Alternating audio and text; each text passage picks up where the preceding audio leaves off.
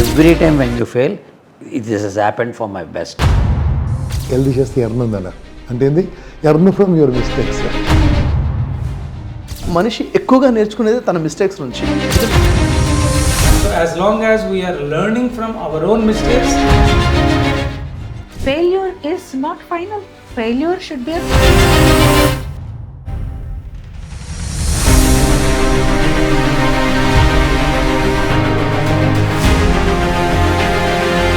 ఫెయిల్యూర్స్ని మనం అండర్టేకర్స్ కింద తీసుకోవచ్చు. నాకే ఓటమైంది, నాకే ప్రాబ్లం వచ్చింది, I only failed, entire world is winning, I'm the only one who is failing అని ఇలా ఆలోచించడం ఒకటి. అంటే ఫెయిల్యూర్ని అండర్టేకింగ్ తీసుకోవటం.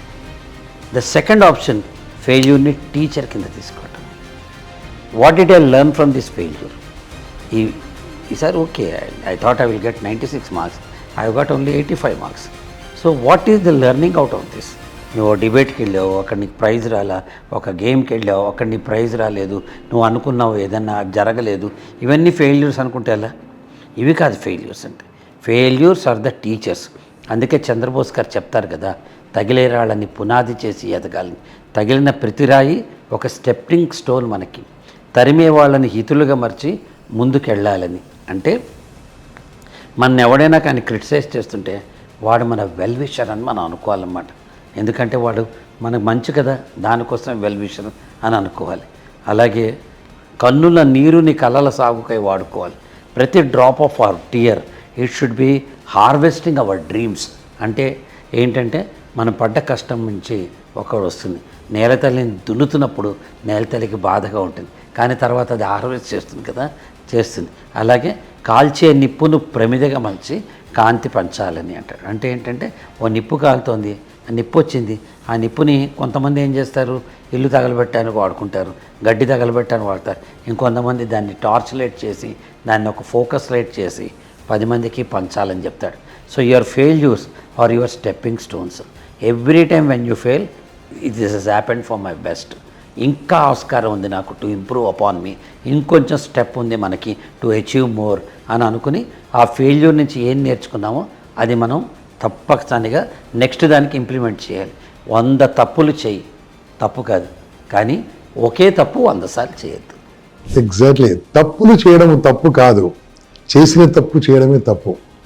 తప్పులు చేస్తూనే ఉండాలి. నా లైఫ్ జస్ట్ 63 అంతే, ఇంకా తప్పులు చేస్తూనే ఉన్నాను. ఇంకా కారణం ఏంటంటే దాని నుంచి ఏం చేయకూడదో తెలుసుకొని ఎలా చేయకూడదో తెలిసి ముందుకెళ్ళడానికి.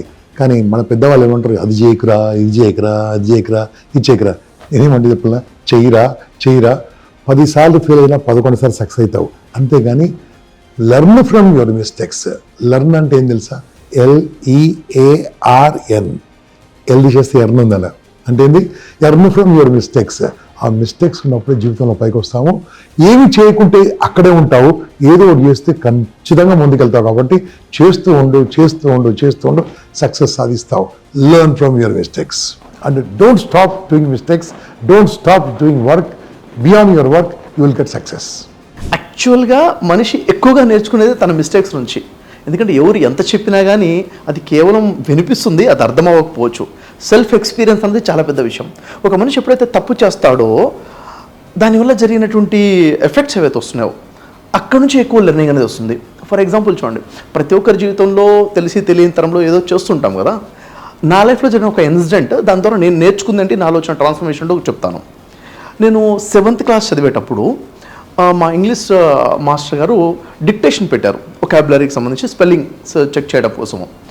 ఆల్మోస్ట్ ఒక 15-20 వర్డ్స్ చెప్పారు. నేను ఆన్సర్ చేసి చాలా కాన్ఫిడెంట్గా ఉన్నాను. నేను మంచిగా రాశారని చెప్పేసి ఓవరాల్ చూసుకుంటే స్పెల్లింగ్ మిస్టేక్ అయిపోయింది. మనం ఏంటి తెలుగులో ఆలోచించుకుంటే ఇంగ్లీష్ రాసే ప్రయత్నం చేస్తాం కదా. ఓవరాల్గా ఏంటంటే చాలా మిస్టేక్స్ అయిపోయి సార్ ఏం చెప్పారంటే, నాన్నగారితో సిగ్నేచర్ తీసుకుంటారా దీని మీద అని చెప్పేసి. అంటే పెర్ఫార్మెన్స్ ఎలా ఉందో ఇంట్లో తెలియాలి కదా. ఇంకా నాకు భయం వచ్చేసింది, నాన్నగారికి చూపిస్తే ఏమంటారో, ఎలా అవుతుందో ఏంటో అని చెప్పేసి చాలా భయం. ఇంకా ఆ తర్వాత ఆ ఫ్రెండ్స్ ఉంటాం కదా, మాట్లాడుతుంటే వచ్చిన ఆలోచన ఏంటంటే సంతకం మనమే పెట్టేసిపోయింది కదా అని చెప్పేసి. ఇంకా డైరీలో ఎలాగ సైన్ చెప్పేసి ఉంటాం కదా, డైరీలో స్కూల్ డైరీలో ఆ సైన్ చేసి ప్రాక్టీస్ చేసి నేను సైన్ చేసేసాను అనమాట. చూపించాను నెక్స్ట్ డే. చూపిస్తే మా నాన్నగారు ఆ నెక్స్ట్ డేనే ఫీజు పే చేయడం కోసము స్కూల్కి వచ్చారు. అక్కడ డిస్కషన్ వచ్చింది. ఆ పేపర్ తీసుకొచ్చేసి నాకు మా నాన్నగారు చూపించారు. నాన్నగారు చూసిన తర్వాత మా నాన్నగారికి తెలిసిపోయింది ఆ సైన్ నాన్నగారు చేయలేదు ఆ రోజని. కానీ నన్ను ఏమీ అనలేదు, సైలెంట్ అయిపోయాను. నేను చాలా భయపడ్డాను.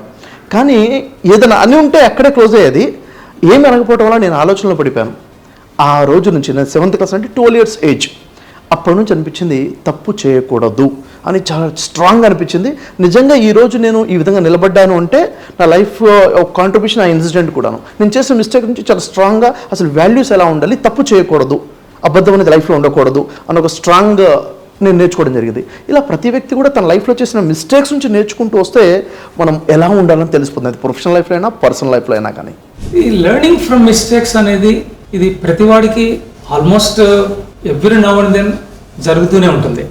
అసలు మిస్టేక్స్ అనేది జరగకపోతే అసలు పూర్తిగా సక్సెస్ అవుతున్నారు అని చెప్పడం కూడా కష్టం. ఆ మిస్టేక్స్ మన మిస్టేక్సా, మనం చేస్తున్న మిస్టేక్సా, లేకపోతే ఎవరో చేసినటువంటి మిస్టేక్స్ని మనం దాని నుంచి ఏం నేర్చుకోగలుగుతున్నాం అనేది చాలా ఇంపార్టెంట్.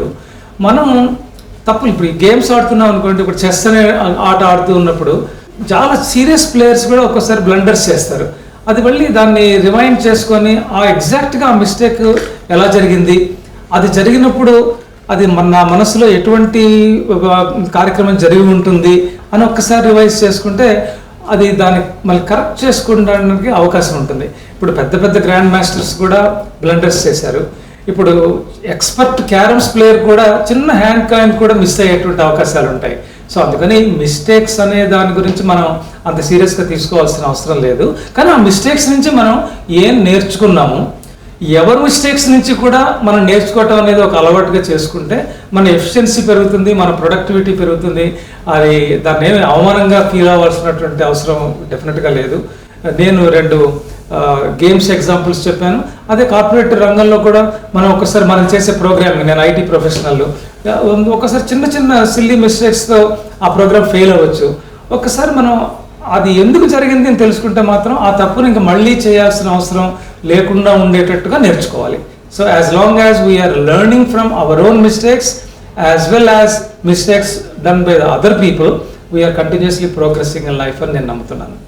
మిస్టేక్స్ అంటారా, మన ద్వారా అయినవి, లేదా ఫెయిల్యూర్స్ అంటారా, వాట్ ఎవర్ ఇట్ ఈస్, వాటిని మనము తీసుకుని అక్కడే ఆగిపోకూడదు. అదే నేను ఎప్పుడు చెప్తాను.